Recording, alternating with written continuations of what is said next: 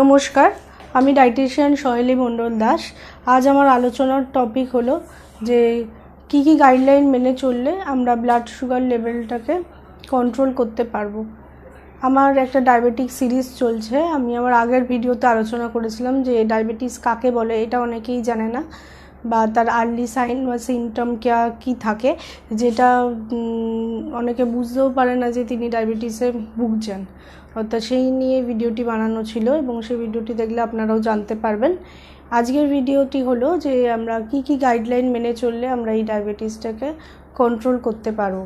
প্রথমেই পয়েন্টটি যেটি নিয়ে আলোচনা করব সেটা হলো যে আপনাকে রেগুলারলি এক্সারসাইজ করতে হবে।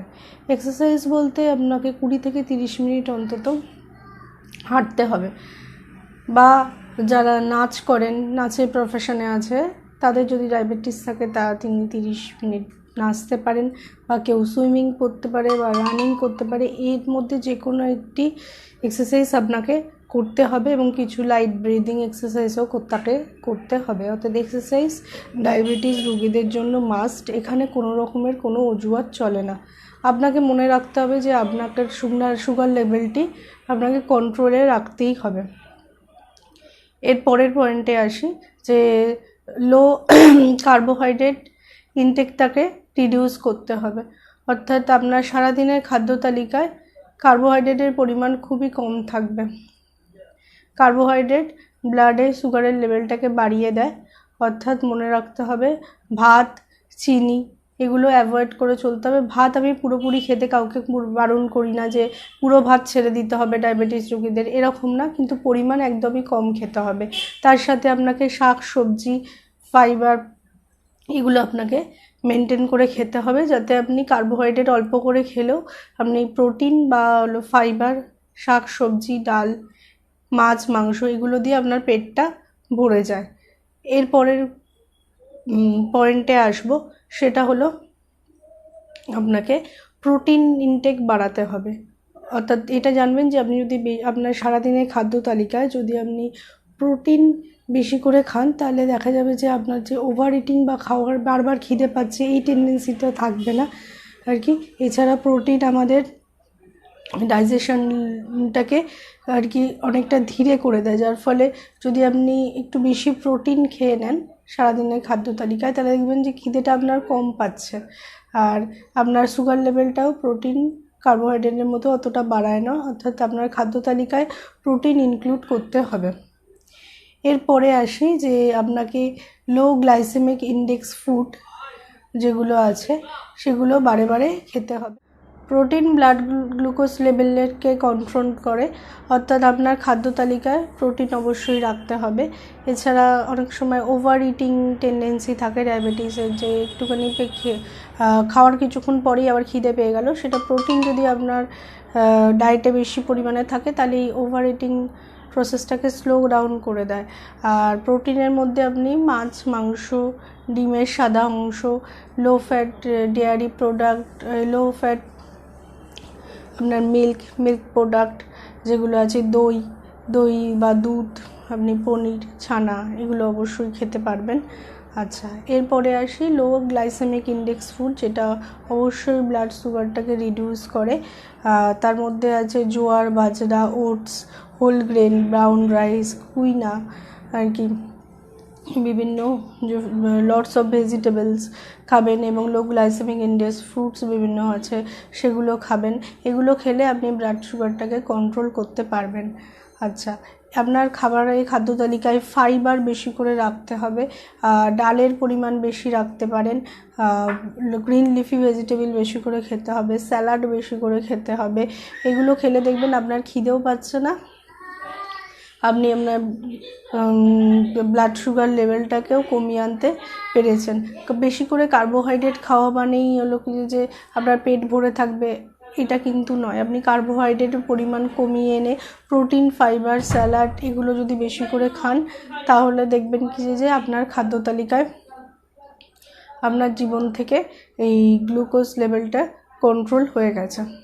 আচ্ছা, এর পরের পয়েন্টে আসি, সেটা হলো যে আপনি যদি ওভারওয়েট হন তাহলে কিন্তু আপনাকে আস্তে আস্তে আপনার ওয়েটটি কমিয়ে ফেলতে হবে, কারণ যারা ওবেসিটি পিপল হয় তাদের কিন্তু এই ব্লাড সুগার কমতে একটু দেরি হয়, অর্থাৎ আপনাকে আস্তে আস্তে আপনার ওয়েটটা কমিয়ে ফেলতে হবে।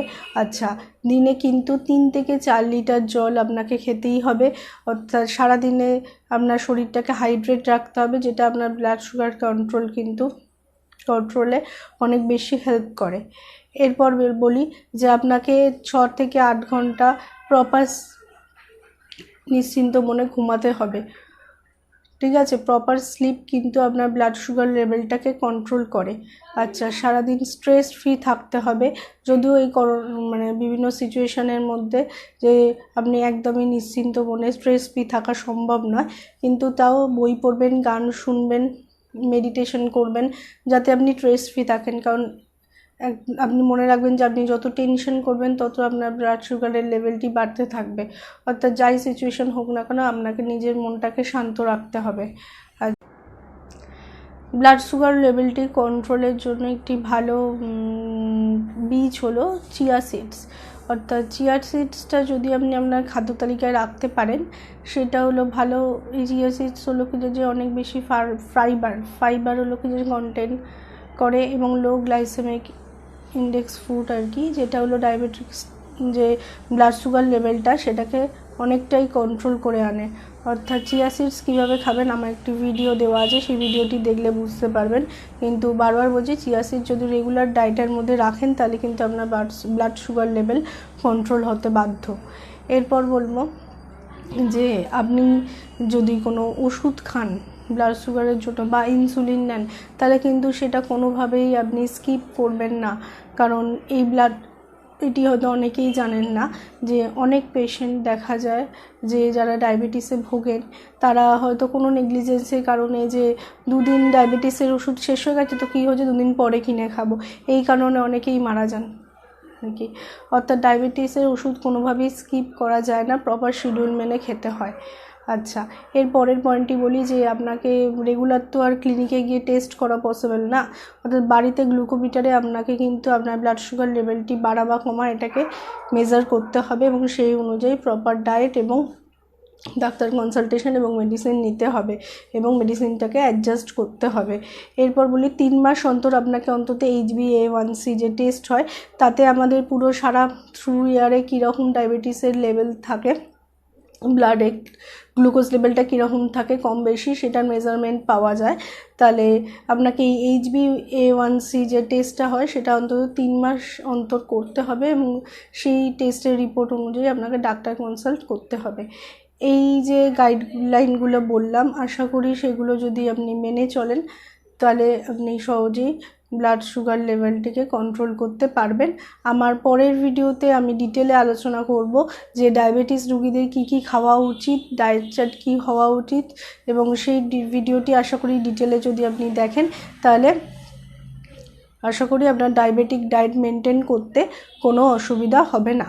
আজকের মতো এটুকুই, নমস্কার।